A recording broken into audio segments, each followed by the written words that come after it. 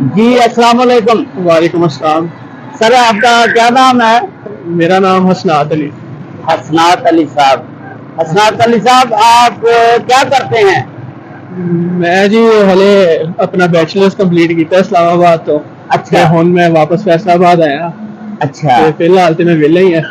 अच्छा अच्छा अच्छा। हाँ जी। ਤੇ ਇਹ ਜੀ ਹਸਨਾਤ ਸਾਹਿਬ ਨੂੰ ਮੈਂ ਗ੍ਰੀਨ ਟਾਊਨ ਤੋਂ ਲੈ ਕੇ ਤੇ ਕਿਸ ਕਾਲਜ ਸਰਗੋਦਾ ਰੋਡ ਤੇ ਲੈ ਕੇ ਜਾ ਰਿਹਾ ਹੈ ਆਪਣੀ ਕੋਈ ਐਫਐਸਸੀ ਦੀ ਸਨਦ ਦੇ ਬਾਰੇ ਚ ਜਾ ਰਹੇ ਨੇ ਉਹ ਲੈਣੀ ਹੈ।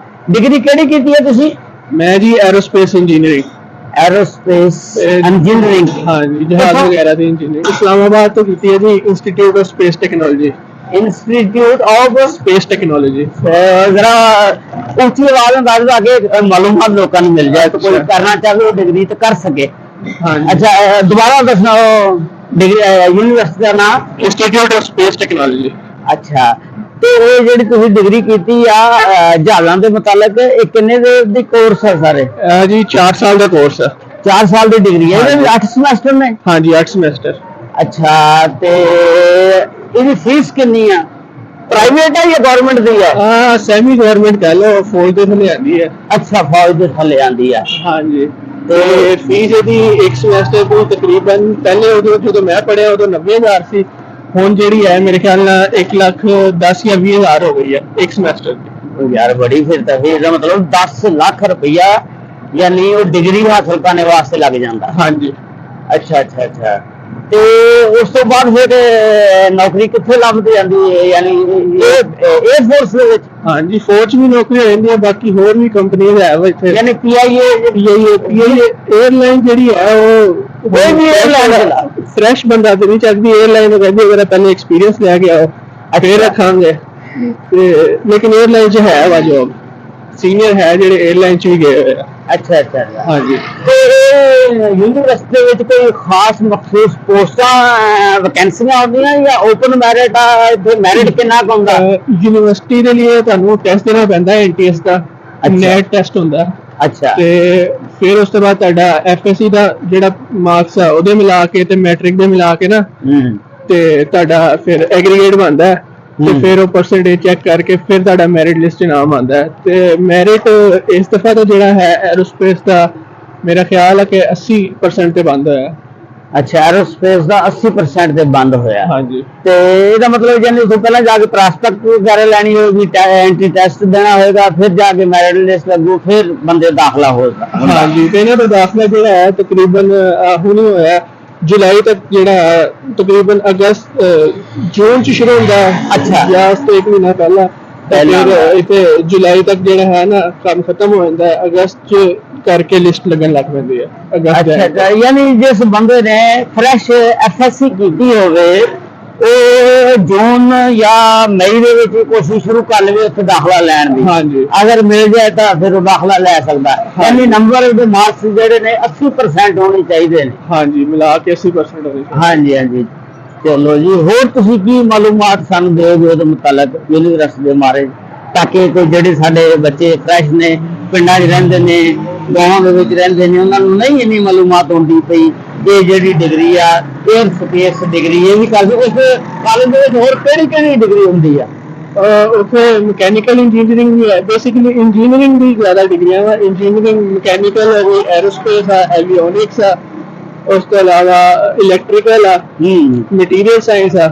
ਬਾਕੀ ਨॉन ਇੰਜੀਨੀਅਰਿੰਗ ਕੋਰਸ ਵੀ ਹੈ, ਸਪੇਸ ਸਾਇੰਸ ਹੋ ਗਿਆ, बीएस मैथमेटिक्स हो गया, बीएस फिजिक्स हो गया, कंप्यूटर साइंस भी डिग्री है वा। लेकिन मेरा मशवरा है कि मतलब अगर पैसे है रहन नाले फिर इस्लामाबाद जाओ, वरना जो है ना अपना इलाका या करीब की करीब जी यूनिवर्सिटी है उसे दाखला लो, उसे किसी पढ़ो चंगी तरह उत्थे जाके रहना मजा उत्थे रहंदा है मतलब घर तो। लेकिन उत्थे बंदा पैसे वाला ही रह सकदा, लेकिन ਤੁਹਾਡੇ ਪੈਸੇ ਖਰਚਾ ਤੁਹਾਡਾ ਕਾਫੀ ਹੋ ਜਾਂਦਾ ਵਾ। ਜੀ ਜੀ। ਤੇ ਹਾਸਟਲ ਉਹਨਾਂ ਦਾ ਹੁੰਦਾ? हाँ जी हॉस्टल बाहर भी ਹੁੰਦਾ ਤੇ ਉਹਨਾਂ ਦਾ ਵੀ ਹੁੰਦਾ, लेकिन मैं कहूंगा अगर जाना तो फिर ਉਹਨਾਂ ਦੇ हॉस्टल 'ਚ ਰਹੋ। ਬਾਹਰ ਵਾਲਾ ਜਿਹੜਾ ਹੈ ਉਸ ਫਾਰੀ ਬਹੁਤੀ ਹੈ। ਅੱਛਾ। ਉਹਨਾਂ ਦੇ ਹੌਸਟਲ ਦਾ ਆ ਵਾ ਕਿ ਨਾਲ ਹੀ ਤੁਹਾਡੇ ਮੈਸ ਵੀ ਆ ਵਾ, ਕੱਪੜੇ ਧੁਲਵਾਣੇ ਹੋਣ ਤੇ ਉਹ ਵੀ ਹਫਤੇ ਬਾਅਦ ਲੈ ਜਾਂਦੇ ਆ ਤੇ ਧੋ ਕੇ ਦੇ ਦਿੰਦੇ ਆ।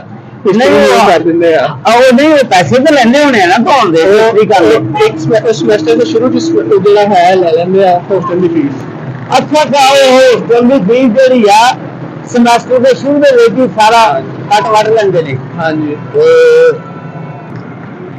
ਅੱਛਾ ਜੀ ਹਸਨ ਸਾਹਿਬ ਇਸਲਾਮਾਬਾਦ ਤੋਂ ਤੁਸੀਂ ਫਿਰ ਘਰ ਕਿੰਨੀ ਦੇਰ ਬਾਅਦ ਆਉਂਦੇ ਸੀ? मैं जो शुरू में गया उदो तो मैं आया से कोई 2 हफ्ते बाद। अच्छा। लेकिन फिर महीने 1.5 महीने बाद चक्कर लग जाना सी, कभी 2 महीने बाद भी आया था। लेकिन ये है ना भी तो हफ्ते बाद या 2 हफ्ते बाद आओ, वो किराया तो आजकल बहुत हो गया ना, इस्लामाबाद 1100 किराया होना।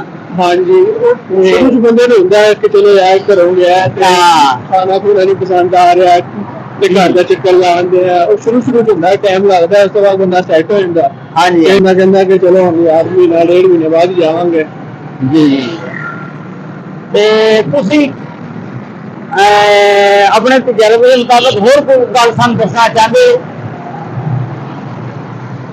ਜਿਹੜਾ ਤੁਸੀਂ ਲੈ ਕੇ ਫਿਰ ਹਾਸਲ ਕੀਤਾ ਤਜਰਬਾ? ਇਹ ਜਿਹੜੇ ਇੱਥੇ ਲੈਕਚਰ ਵਗੈਰਾ ਨੇ ਫੌਜੀ ਪੜ੍ਹਾਉਂਦੇ ਨੇ?